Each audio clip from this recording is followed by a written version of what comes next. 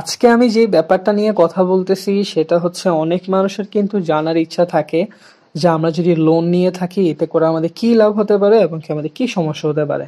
তো আমি আজকে লাভ নিয়ে কথা বলছি না, আমি আজকে আপনাদেরকে এমন 10টা ক্ষতির দিক তুলে ধরবো যাতে করে হচ্ছে আপনি সচেতন হতে পারেন এবং কি আপনি জিনিসটা জানতে পারেন। সবার প্রথম হচ্ছে আপনি যখন টাকাটা নিবেন, আমি ধরলাম আপনি 1 লক্ষ টাকা নিবেন। আপনি 1 লক্ষ টাকা নেওয়ার পরে কিন্তু আপনার মনের মধ্যে বা আপনার মাথার মধ্যে কিন্তু সব সময় টাকার টেনশনটা থেকে যাবে যে মাস শেষ হলে কিন্তু আমাকে টাকাটা দিতে হবে। আমি 1 লাখ টাকা নিয়েছি, আমাকে প্রত্যেক মাসে অন্তত 10-12 হাজার টাকা দিতে হবে। তো এই টেনশন কিন্তু আপনাকে আসলে ভালোভাবে ঘুমাতে দিবে না, ভালোভাবে চলতে দিবে, অনেকটাই ডিপ্রেশনে চলে যাবেন।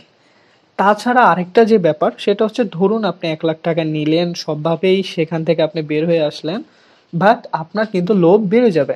আপনার পরবর্তীতে মন চাইবে আরো নিতে, 2 লাখ নিতে, 5 লাখ নিতে, 10 লাখ নিতে। একটা সময় কিন্তু এটা আপনাকে ভালোভাবে আঁকড়ে ধরবে, তখন কিন্তু এটা থেকে বের হওয়ার কোনো সুযোগ থাকবে না।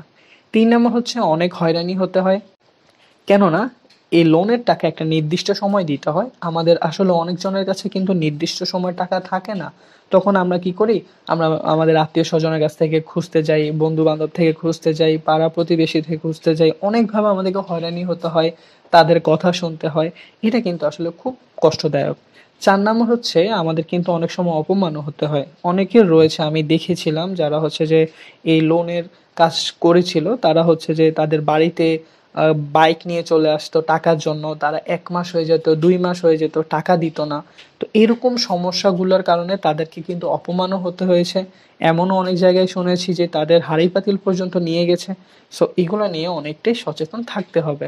5 নম্বর হচ্ছে, আপনি ধরেন টাকাটা কেন নিচ্ছেন, ধরেন যদি আপনি বাড়ির কোনো কাজে নিয়ে থাকেন, যদি তারপর আপনার সেই টাকাটা দেওয়ার মতো যদি আপনার চাকরি না থাকে, ইনকাম না থাকে, তাহলে বিপদে পড়বেন। তাছাড়া হচ্ছে যদি আপনি ব্যবসার জন্য নিয়ে থাকেন, যদি কোনো কারণে আপনার ব্যবসাটা লস হয়, আপনার ব্যবসাও থাকলো না, আপনার আসলে লোনের টাকা দেওয়ারও এবিলিটি থাকলো না, তখন কিন্তু সবচাইতে বিপদে আপনি পড়ে যাবেন। 6 নম্বর হচ্ছে, লোনের মধ্যে কিন্তু সুদের কাজ কারবার হয়ে থাকে। আর সুদ একটা খারাপ জিনিস, এটা আমরা সবাই জানি। সুদের মধ্যে আসলে কখনোই আরাম থাকে না। সুদে যখন আপনি একবার আটকা পড়ে যাবেন, এটা থেকে আপনি রেহাই পেতেও অনেকটাই কষ্ট হবে। এছাড়া হচ্ছে টাকাটা নেওয়ার পরে আমাদের সবারই, আমরা যখন টাকা পেয়ে যাই হাতে, আমাদের সবার অনেক বাজে খরচ থাকে। দেখা যাচ্ছে আমি 1 লক্ষ টাকা ব্যবসার জন্য নিয়েছি, এখান থেকে 20,000 টাকা সরাই ফেললাম, সেটা দিয়ে জামা কাপড় কিনলাম, বাড়ির ফার্নিচার কিনলাম। এটা আসলে আমার কিন্তু অনেক ক্ষতি হয়ে দাঁড়াবে পরবর্তীতে, যেটা হয়তো আমরা সবার প্রথমে বুঝি না। এছাড়া হচ্ছে, আমরা যদি আসলে এই টাকা নিয়ে থাকি, এটাতে কিন্তু বরকত থাকে না। আমরা সবাই জানি, আমরা টাকাটা নিয়েই দেখি যে আসলে টাকাটা কোথায় চলে গেল, কিভাবে খরচ হয়ে গেল, কোনো হদিশই থাকে না। এই টাকাটা আমাদের আসলে বাস্তব কথা বলতে বরকত নাই বলতে গেলে। এছাড়া হচ্ছে সাময়িক আমরা আসলে কিছুটা প্রশান্তি পাবো। টাকাটা যখন পাবো আমাদের 4-5 দিন 10 দিন অনেক ভাল লাগবে, টেনশন মুক্ত থাকবো। যখনই মাস শেষ হওয়ার সময় আসবে, যখনই টাকা দেওয়ার সময় আসবে, আপনি মাসে কামাচ্ছেন 30,000 টাকা, আপনি লোন নিয়ে নিলেন, আপনাকে 12,000 টাকা দিয়ে দিতে হচ্ছে, আপনি ওইটা নিয়ে খুব টেনশনে থাকবেন, খুব কষ্টে থাকবেন। তো আরেকটা জিনিস যেটা বলবো সেটা হচ্ছে, এটা কিন্তু একটা মায়াজাল।